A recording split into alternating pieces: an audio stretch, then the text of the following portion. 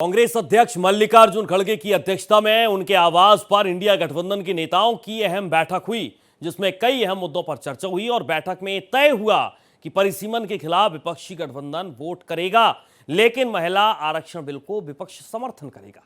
जिसे लेकर ज्यादा जानकारी दे रहे हैं हमारे संवाददाता प्रशांत त्यागी।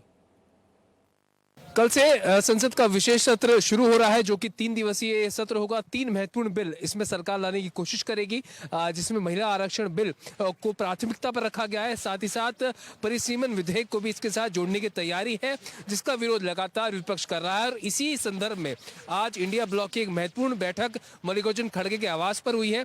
अभी भी जो नेता है उनका निकलना यहाँ से शुरू हो चुका है।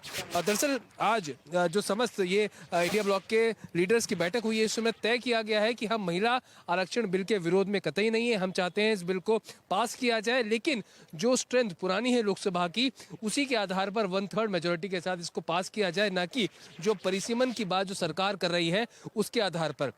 हम इसका विरोध करेंगे और पूरी तरह से जो इंडिया ब्लॉक के घटक दल है वो इस पर एकजुट है। एकजुटता से उन्होंने अपनी राय दी है कि सभी लोग मिलकर ये बात रखेंगे कि जो पुराना नंबर लोकसभा का है उसके आधार पर महिला आरक्षण बिल को पास किया जाए। परिसीमन को लेकर समूचा विपक्ष का यही कहना है कि हमारा पूरी तरह से विरोध इसको लेकर रहने वाला है। तो अब देखना महत्वपूर्ण होगा कि जो 3 महत्वपूर्ण बिल सरकार लाने की तैयारी कर रही है, उसमें विपक्ष ने अपनी तैयारी पूरी कर रही है। और साफ तौर पर यह कहा जा रहा है कि अगर ये इस तरह से परिसीमन किया जाएगा तो दक्षिण भारत की का जो प्रतिनिधित्व है लोकसभा के अंदर वो कम होगा उत्तर भारत के मुकाबले। तो इन मुद्दों को लेकर विपक्ष एकजुट दिखाई दे रहा है और साफ तौर पर कह रहा है कि हम इस बिल का विरोध करेंगे, लेकिन महिला आरक्षण बिल को पास कराने के लिए और वो पास हो, हम उसके लिए तत्पर हैं।